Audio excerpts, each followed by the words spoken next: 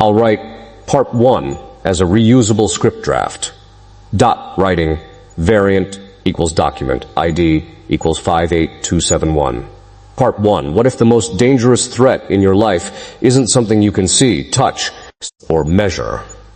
What if the greatest battle you'll ever fight is already happening around you, and most people never even realize they're in it?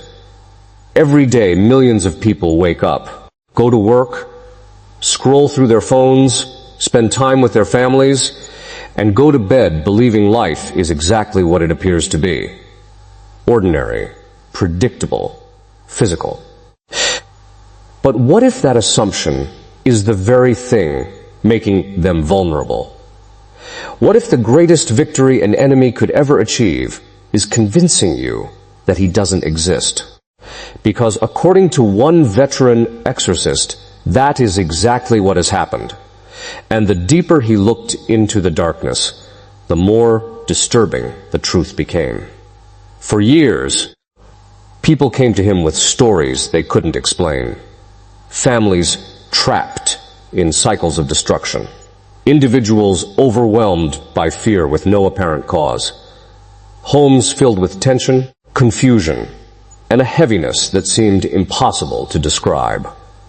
At first glance, many of these situations appeared ordinary. A difficult marriage, a rebellious child, a struggle with addiction, a lingering sense of hopelessness. But as case after case unfolded, a pattern began to emerge. And once that pattern became visible, it was impossible to ignore. Because here's the unsettling part. The most devastating attacks were rarely dramatic. They didn't begin with flying objects or terrifying manifestations. They didn't start with scenes that looked like something from a horror movie. They started quietly, almost invisibly. A small compromise, a harmless curiosity, a seemingly innocent decision.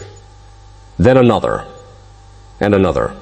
Until years later, people found themselves standing in ruins, unable to understand how they got there. That realization changed everything.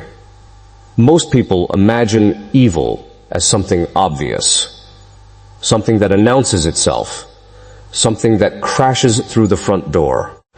But according to centuries of spiritual teaching, that's not how it works. The most effective enemy doesn't kick the door down. He waits for an invitation. And what makes that reality so unsettling is that many invitations don't look dangerous at all. Think about that for a moment. If you wanted to protect your home from an intruder, you'd lock your doors, you'd secure your windows, you'd take precautions, because you understand that access matters. Yet, when it comes to spiritual life, countless people never ask the same question. What are they allowing into their minds? Their habits, their homes, their daily routines? And according to experienced exorcists, that question is far more important than most people realize. But before we go any further, there's something even more disturbing you need to understand. The battlefield itself. Because many people assume spiritual conflict is random, chaotic, unorganized. Yet the testimony repeated throughout centuries of Christian tradition paints a very different picture. It describes an opposition that operates with remarkable precision. Not random attacks, not meaningless accidents, strategy. That's the word that keeps appearing. Strategy. Imagine an opponent that studies human weakness with relentless patience. An opponent that doesn't get tired, doesn't age, doesn't become distracted. An opponent willing to spend years setting the stage for a single moment of collapse. Suddenly, the battle looks very different. And according to countless accounts from those involved in deliverance ministry, that patience may be one of the most underestimated dangers of all. Because human beings want immediate results, immediate answers, immediate consequences.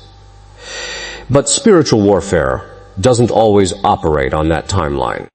Sometimes the damage unfolds slowly. A person drifts from prayer, then they drift from faith, then they drift from truth. Then one day, they wake up wondering why everything feels empty. The tragedy is that the process often feels completely normal while it's happening. That's what makes it so effective. And once you begin noticing this pattern, you start seeing it everywhere. A family that was once united suddenly finds itself divided. A person who once felt purpose becomes trapped in despair. Someone who once knew exactly what they believed becomes overwhelmed by confusion. The causes may appear different on the surface, but beneath the surface, many spiritual leaders throughout history have warned about the same underlying reality. A battle for attention, a battle for belief, a battle for the human soul. And that brings us to one of the most unsettling observations made by experienced exorcists. Most people think the greatest danger is possession. It isn't. Possession captures attention because it's dramatic. It's shocking. It's the kind of thing movies are built around. But according to those who have spent decades confronting spiritual affliction, possession is comparatively rare. The greater danger is something much more common: indifference. Because a person who knows they're under attack might seek help. A person who doesn't believe the battle exists won't. And that difference changes everything. Imagine a city under siege, where most of the population doesn't even know a war is happening. They continue living normally while defenses crumble around them. They don't prepare because preparation seems unnecessary. They don't strengthen themselves because they don't perceive a threat. Now imagine what happens when the attack finally arrives. That's the picture many spiritual leaders have tried to paint for generations. And whether someone agrees with that perspective or not, one fact remains undeniable. Human beings are shaped by what they repeatedly allow into their lives. Every influence leaves a mark. Every habit creates momentum. Every choice points somewhere. The question is where? Because here's something fascinating. The stories that emerge from deliverance ministry rarely begin with people seeking darkness. They begin with people seeking something good: peace, healing, meaning, connection, answers. The desire itself isn't the problem. The problem is where people look for those things. And according to many exorcists, that's where countless spiritual problems begin. Not with rebellion, not with evil intentions, but with misplaced trust. Someone searches for healing and finds a practice promising power without God. Someone searches for guidance and turns to forbidden sources. Someone searches for peace and unknowingly embraces something that leads them further from it. The destination looks attractive. The consequences remain hidden, at least at first. And that's where another disturbing pattern emerges. Because the enemy rarely presents destruction as destruction. He presents it as improvement. He presents it as empowerment. He presents it as freedom. Only later does the cost become visible. That pattern appears so consistently throughout history that it becomes difficult to ignore. The promise comes first. The consequences come later. The bait appears before the trap. And by the time the trap becomes visible, the person often feels trapped in ways they never anticipated. But there's another layer to this story. One that becomes even more unsettling. Because if the battle were only external, the solution would be simple. The real challenge is that the battlefield runs directly through the human heart. Every person has weaknesses. Every person has fears. Every person has wounds. And according to centuries of spiritual teaching, those vulnerabilities often become the points of attack. Not because weakness itself is evil, but because weakness can be exploited. Think about how discouragement works. One disappointment becomes 2. 2 become 10. 10 become a narrative. Soon the person isn't just experiencing failure. They're defining themselves by it. And once that happens, hope begins to fade. The frightening part is how natural the process feels. Nobody notices the moment discouragement becomes despair. Nobody notices the exact moment caution becomes fear. Nobody notices the precise second temptation becomes habit. The transition is gradual, and gradual change is often the hardest change to recognize, which is exactly why so many people miss it.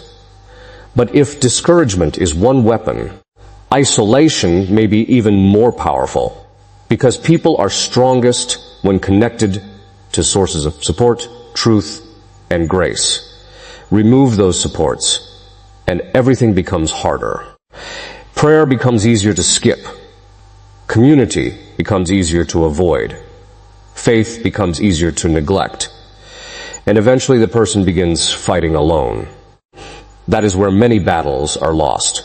Not because the person lacks strength, but because they have been separated from the very things that provide it.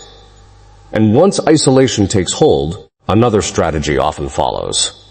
Confusion. Suddenly, truth becomes negotiable. Convictions become flexible. Boundaries become blurry. What once seemed obvious now feels uncertain. The person begins questioning everything except the very influences creating the confusion. And that's where the situation becomes dangerous. Because confusion creates paralysis. A person who doesn't know what's true struggles to act. A person who cannot act remains vulnerable. And vulnerability creates opportunity.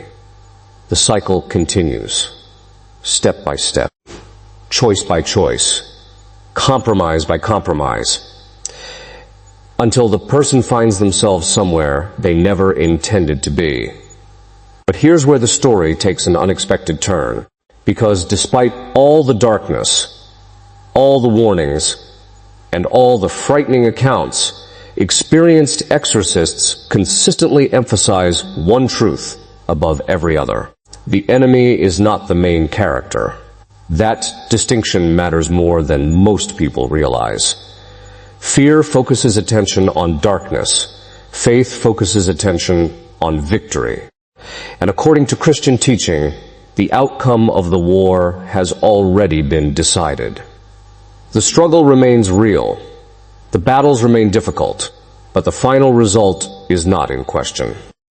That's why some of the most powerful moments reported in exorcism ministry aren't moments of terror. They're moments of liberation. Moments when years of oppression suddenly break. Moments when peace returns. Moments when people discover freedom they thought was impossible. Those stories rarely make headlines. They don't become blockbuster movies. But for those who experience them, they become unforgettable. Because after years of fear, freedom feels miraculous. After years of darkness, light feels overwhelming. After years of carrying a burden, even a moment of relief can feel life-changing. And yet those moments raise another question. If freedom is possible, why do so many people remain trapped? The answer may be simpler than most expect. Many people never realize they need help. Many people never recognize the battle. Many people spend years treating symptoms while ignoring causes. And because the causes remain untouched, the cycle continues. Which brings us to perhaps the most important question of all. What does genuine protection actually look like? Not sensationalism, not fear, not superstition, real protection?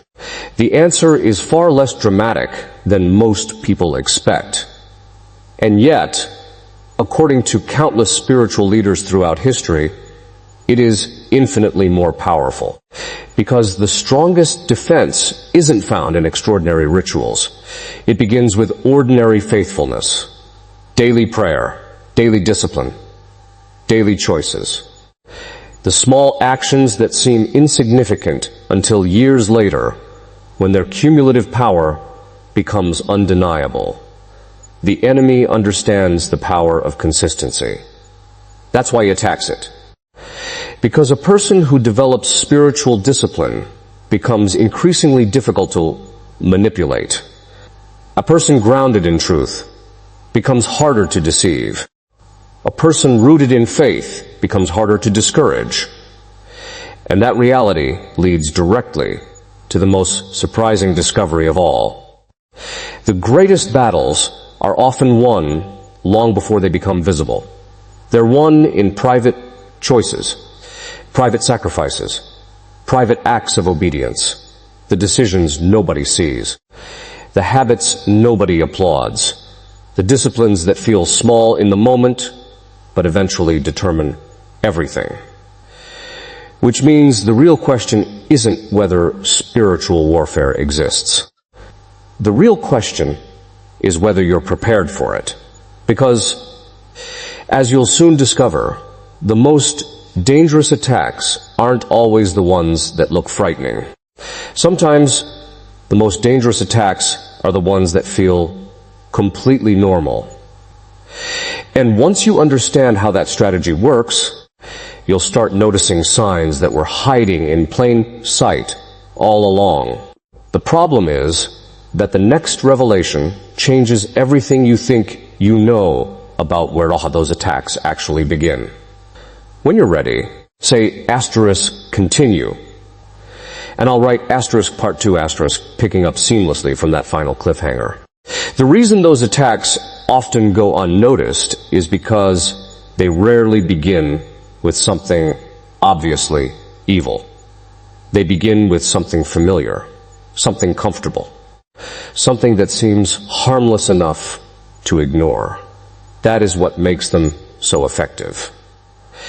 An enemy announcing his arrival gives you a chance to prepare, but an enemy disguised as convenience, entertainment, distraction, or even self-improvement can walk directly into your life without resistance.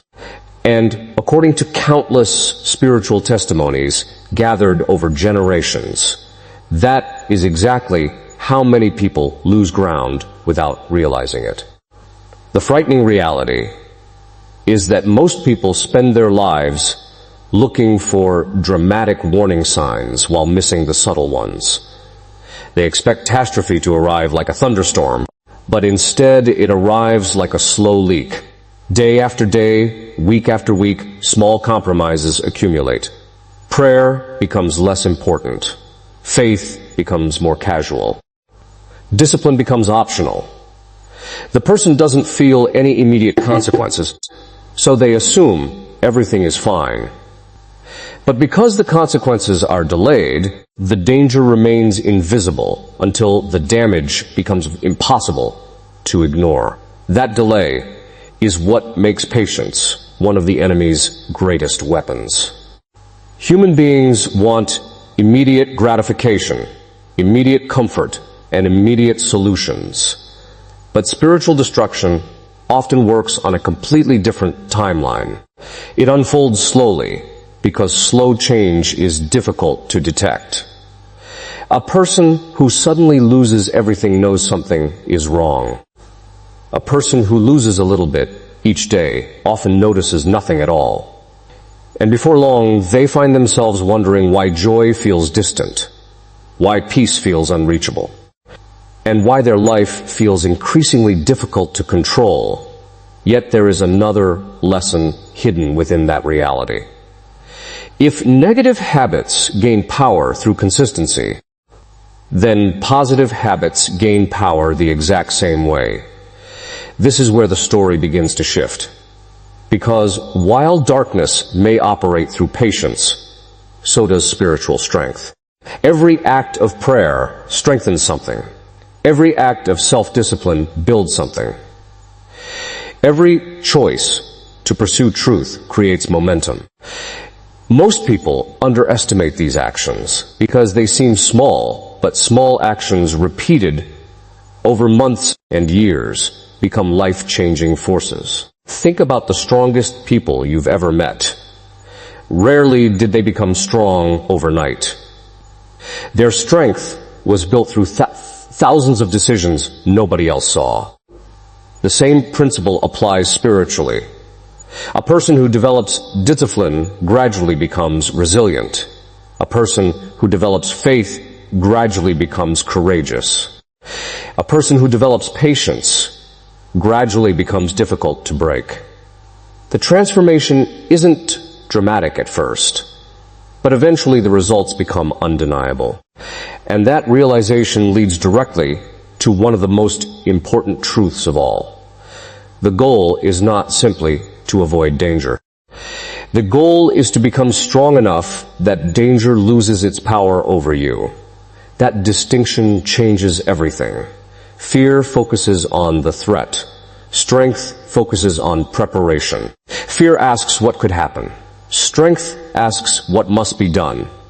And throughout history, the individuals who overcame the greatest challenges were rarely those who experienced the least adversity. They were the ones who developed the greatest endurance. This is why so many spiritual teachers emphasize daily practices rather than occasional moments of inspiration. Inspiration comes and goes. Motivation rises and falls. Emotions change constantly, but discipline remains. A person who waits to feel motivated before acting will always struggle. A person who acts regardless of feelings becomes remarkably powerful over time. And that power is not dramatic. It is quiet, steady, reliable. The kind of strength that survives storms because it was built long before the storm arrived. The challenge is that modern life constantly pulls people in the opposite direction. Distraction is everywhere. Noise is everywhere. Endless information competes for attention every waking moment. People spend hours feeding their minds with content while spending only minutes feeding their souls. Then they wonder why they feel anxious, exhausted, and disconnected. The answer may be simpler than they realize. What enters the mind eventually shapes the heart. What shapes the heart eventually shapes the life. That is why awareness matters. Not paranoia, not fear. Awareness. The ability to honestly evaluate what is helping you grow and what is slowly pulling you backward. Every person faces that decision. Every day presents that choice. Some influences strengthen character. Others weaken it. Some habits build clarity. Others create confusion. Some relationships encourage growth. Others encourage compromise. The difficulty is that the differences are not always obvious in the beginning, but eventually results reveal everything. A person committed to growth becomes stronger. A person committed to distraction becomes weaker. A person committed to truth becomes clearer. A person committed to deception becomes lost. Time exposes every path. The question is whether people recognize where they are headed before they arrive there. And perhaps that is the greatest warning hidden inside all of these stories. Not that darkness exists. Not that spiritual battles are real. But that every human being is moving in a direction, whether they realize it or not. No one remains completely still. Every choice pushes the soul somewhere. Every habit points toward something. Every day becomes part of a larger trajectory, yet there is tremendous hope in that realization. because direction can change. No matter how far someone has drifted, they can turn around. No matter how many mistakes have been made, a different future can begin today. That possibility is what separates warning from despair. The purpose of seeing danger is not to become afraid. The purpose is to become aware enough to choose a better path. And that brings us to the final lesson. The greatest victory is not surviving a single battle. The greatest victory is becoming the kind of person who remains faithful through every battle. Because challenges will come, difficulties will come, temptations will come, fear will come. Every person faces those realities. The difference is not whether the battle exists. The difference is how prepared you are when it arrives. The strongest fortress is built before the attack begins. The strongest faith is built before the crisis appears. The strongest character is built before temptation arrives. Preparation always comes before victory. And those who understand this truth stop waiting for emergencies before taking action. They begin building strength today. So if there is one thing to remember from everything you've heard, it is this: you are not powerless. You are not helpless. You are not destined to repeat destructive cycles forever. Every day presents an opportunity to choose differently.